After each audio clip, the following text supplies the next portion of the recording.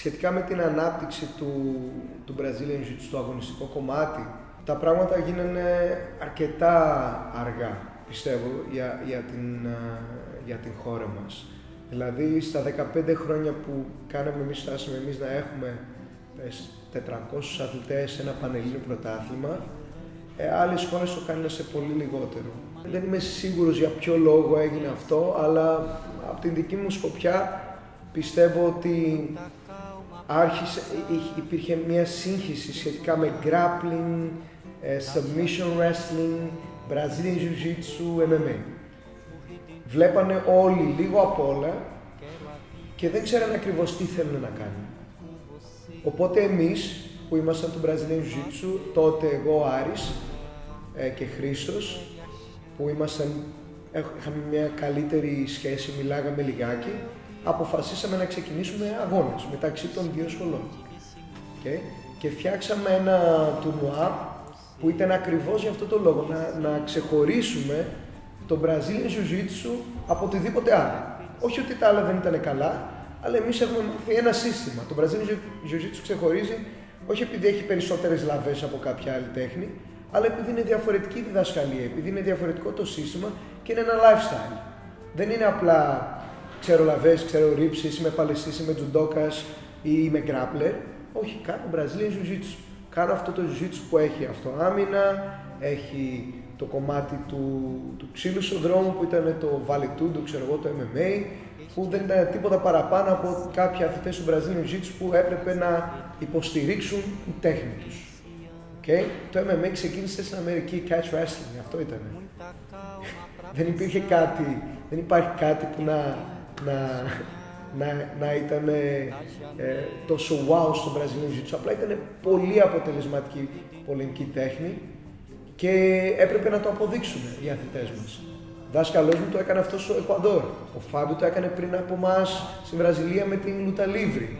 Που η Λούτα Λίβρη ήταν grapplers, παλαιστές, ήταν εξαιρετικοί grapplers. Δεν ήταν απλά έτσι τυχαίοι, ξέρανε πράγματα. Απλά οι αθλητές του Jiu-Jitsu πίστευαν ότι αυτή η τέχνη, όχι, αυτό το σύστημα είναι καλύτερο. Αυτό το σύστημα είναι καλύτερο και πρέπει να το αποδείξουν. Και ο τρόπος ήταν οι αγώνες του MMA. Στην Ελλάδα λοιπόν, για να ξεχωρίσουμε αυτό, ότι εμείς δεν κάνουμε ούτε MMA μόνο, ούτε αυτοάμυνα μόνο, εμείς κάνουμε και αγωνιστικό Brazilian Jiu-Jitsu. Φτιάξαμε αυτό που λεγόταν Fighting for the Roots. Ήταν το πρώτο τουρνουά. Έχουμε φωτογραφίες στο Facebook που και που μου τα πετάει έτσι πριν τόσα χρόνια, ξέρω εγώ. Και φτιάξαμε μπουζάκια, ήμασταν εκεί πέρα, διαιτησία. Τότε έπαιξε ο Τόνι, να καταλάβει, Ζάσου Φριζόνη, ο Χρυσοδούλου, που ήταν μαθητής μου, μαζί με τον Βλασακίδη της Γκρίσι Μπάχα. Ο Βλασακίδης ήταν εκεί πέρα, έκανε και καπουέρα τότε, αυτός χαρούμενο παιδί, ξέρεις, είχε πολύ ωραία φάση. Και όλοι οι αθλητές μας είχαν την ευκαιρία να παίξουν αγώνες εκείνη την εποχή. Ήταν, ξέρω εγώ, 26 άτομα στο πρωτάθλημα. Αυτό ήταν. Παίξαμε, χαρήκαμε όλοι, φύγαμε, πάμε ξανά. Μετά τα παιδιά της Λούτα Λίβρη ήταν αρκετά, πώς το λένε, αφοσιωμένοι στη Λούτα Λίβρη. Στο grappling, ξέρω εγώ, ο Θωμαδάκης και όλα τα παιδιά της Αγίας Παρασκευής. Και είπαμε, ok, τώρα θα κάνουμε ένα τουρνουά χωρίς γη, για να παίξουν όλοι οι grapplers της Ελλάδος. Και έτσι έγινε το Sub League. 1, 2, νομίζω και 3, δεν θυμάμαι. Και εκεί πέρα παίξαμε πολύ ωραία παιχνίδι. Ήταν εξαιρετικό, γιατί παίζανε όσοι κάνανε grappling Brazilian Jiu-Jitsu στην Ελλάδα. Ήταν κάτι που ένωσε λίγο τις κοινότητες αυτές, γιατί ασχολούμαστε με κάτι και οι μεν και οι δε, με κάτι που μας αρέσει. Έχουμε έναν τρόπο να παίξουμε αγώνες μαζί για να ανεβάσει το επίπεδο, γιατί οι αγώνες είναι ο μόνος τρόπος να ανεβάσει το επίπεδο της τέχνης αυτής. Δεν πιστεύω οτιδήποτε άλλο κάνουμε, αν το κάνουμε μόνοι μας, αν το κάνουμε με ξέρεις, open match και αυτά, δεν ανεβάζει το επίπεδο αυτό. Το επίπεδο ανεβαίνει με αγώνες. Είναι στάνταρ αυτό. Εκτίθεσαι σε όλο εκεί πέρα. Άγνωστος αντίπαλος, φόβος, άγχος, προετοιμασίες, όλα αυτά κάνουν τον αθλητή καλύτερο. Αντιμετωπίσει τον χαρακτήρα του μέσα εκεί πέρα. Οπότε αυτό ήταν η προετοιμασία του Brazilian Jiu-Jitsu για να γίνει αυτό που είναι τώρα. Μικρές κοινότητες που ενωθήκανε λίγο, βρήκαν ένα common ground, να πούμε ένα κοινό στόχο για να κάνουμε αυτό που πρέπει να κάνουμε για να αναπτυχθεί αυτό το άθλημα. Στη συνέχεια λοιπόν, μετά από αυτά τα τουρνουά, κάποια στιγμή αρχίσαμε να συνεργαστούμε με την ΕΦΕΟΣ, με την Ομοσπονδία του Παραδοσιακού Jiu-Jitsu, για να μπορούμε να έχουμε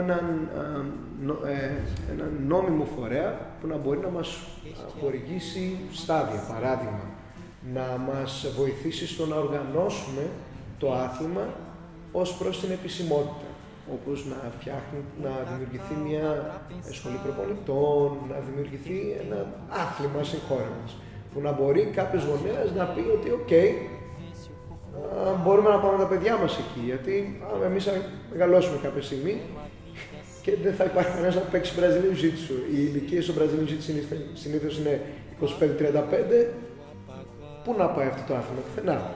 Οπότε η συνεργασία με την ΕΦΕΟΣ ήταν πivotική συνεργασία για την ανάπτυξη του Brazilian Jiu-Jitsu. Οι αγώνες έγιναν πιο πολλοί. Η πρόσβαση σε υλικό, παράδειγμα, τατάμι, στάδια, τηλεοράσεις, όλα αυτά τα πράγματα που τα είχαν έτοιμα για τους δικούς του αγώνες, μας παραχωρούν, μας σπρώχνουν προς συνοργάνωση. Αυτό είμαστε πολύ ευγνώμονες για αυτή τη συνεργασία. Είναι μια συνεργασία που νομίζω ότι αν δεν είναι 5 είναι παραπάνω χρόνια και αυτό έχει βοηθήσει αρκετά στην ανάπτυξη του αθλήματος. Πλέον δεν έχω μόνο το ευρωπαϊκό εγώ προσωπικά να περιμένω κάθε φορά, έπρεπε να μαντέψω τι θα γίνει στο ευρωπαϊκό. Γιατί ένα χρόνο ήμουνα μόνο με τις μαθητές μου. Άσπρες, μπλε, μετά μόβ, μετά καφέ. Κάποια στιγμή η προπόνηση μου ήταν αρκετά καλή. Είχα καφέ ζώνη στην προπόνηση, wow, ξύλο. Δεν ένιωθα ποτέ ότι υστερώ όταν έβγαινα έξω, γιατί οι μαθητές μου μου κάνουν τη ζωή δύσκολη. Όχι απλά δύσκολη, χάλια. Η προπόνηση δεν ήταν ποτέ άνετη, αν ήθελα να κάνω καλή προπόνηση. Αν έδινα εγώ το 100%, οι μαθητές μου το δίνανε πίσω. Οπότε δεν μπορούσα να παραπονεθώ πια για προπόνηση. Αλλά ακόμα οι αγώνες λείπανε.